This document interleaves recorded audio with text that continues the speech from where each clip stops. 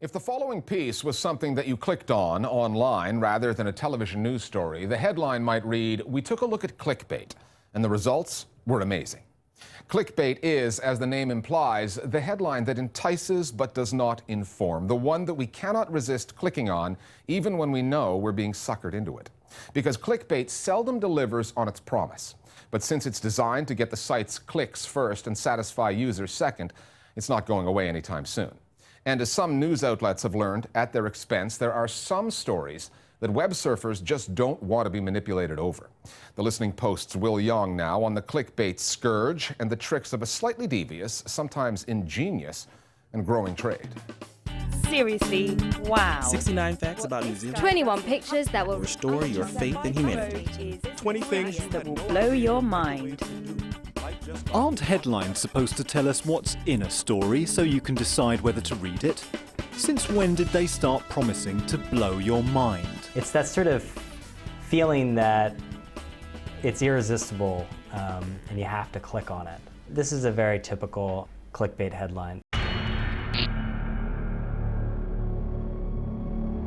A guy took a photo in the dark with flash on. What it captured is terrifying beyond words. It doesn't tell you what at all this is about, but it raises the, gee, terrifying beyond words? What could it possibly be? So even if you feel kind of cynical about the headline and don't really want to read the story, you are almost going to have to click. There was a headline that was something like, this kid died.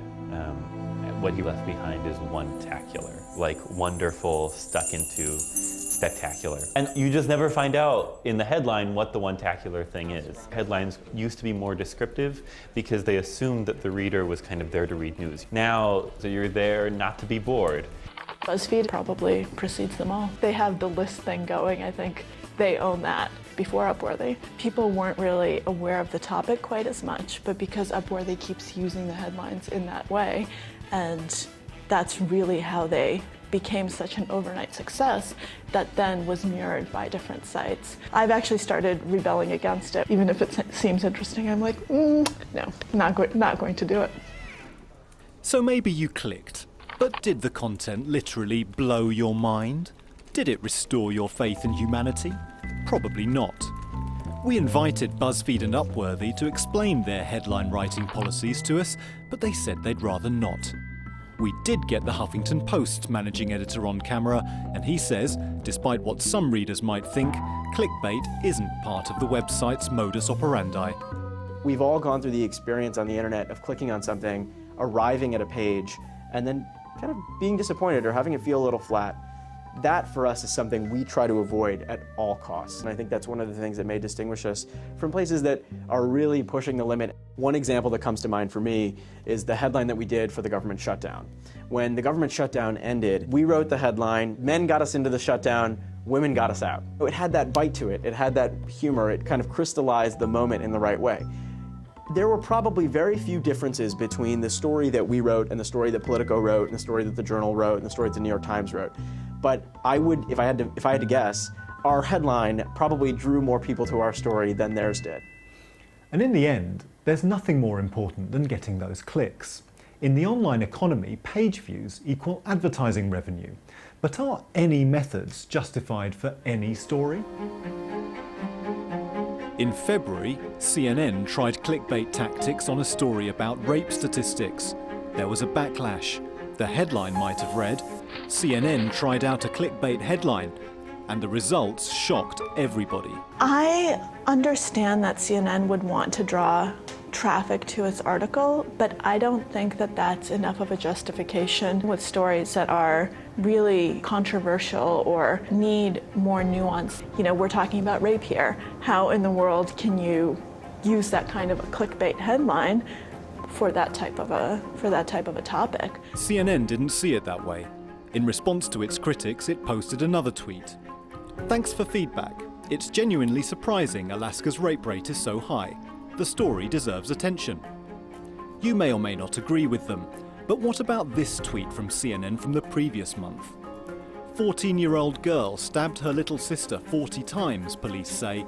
The reason why will shock you. There are tactics that are okay for some newcomers that probably aren't okay for a CNN. Mainstream media are facing competitors like Upworthy and others that are growing tremendously. And they would be remiss if they didn't notice this and try to figure out how they could use some of these tactics. Now, the problem is mainstream media has legacy brands to protect, and these new outlets like Upworthy don't have that. In the battle for online eyeballs, media outlets tend to follow the traffic. As BuzzFeed and Upworthy's page view figures have skyrocketed, other websites have copied the clickbait formula.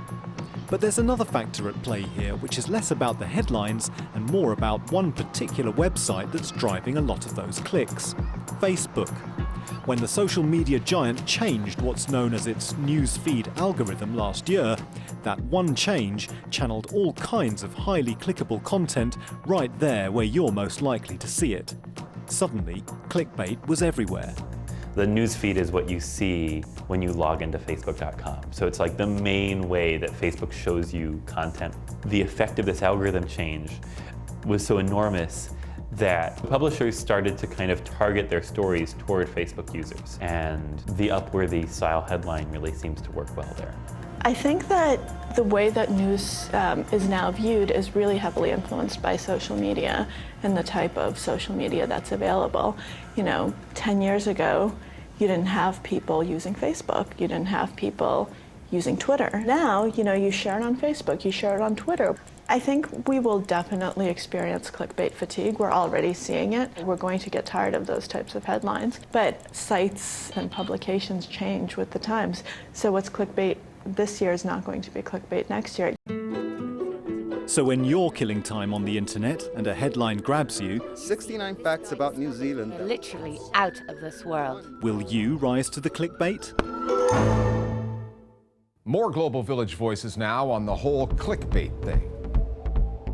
Clickbaiting is rife online today because it works. That's the simple truth of the matter. But many people feel that clickbaiting is cheapening the journalist's art. Clickbait is by design, it's ephemeral, it's fleeting, it's designed to elicit an immediate, almost unthinking response from the reader. It's ultimately not a very comfortable relationship either for the journalist or the reader. In the end, superb content is what really wins, not these sensationalist headlines that are here for the moment and not going to be here for the long run. With clickbait, we're really talking more about the headline. That formula of X will make you Y, or this thing happened and you won't believe what happened next. This said, if a clickbaity title gets more people reading a great piece, I think that's only a good thing. Though, it can feel a little bit cheap, the deception, the bait part. Because essentially when you use a clickbaity title, you're saying that the content doesn't matter. Right now, maybe people are getting wise to it, sure, but still they're keeping on clicking. Finally, there's a new public safety...